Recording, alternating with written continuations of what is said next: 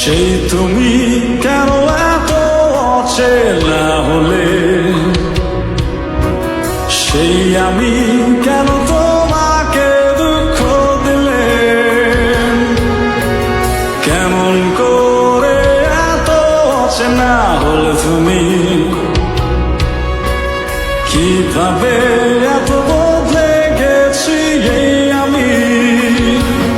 ও বুকেরই সব কষ্ট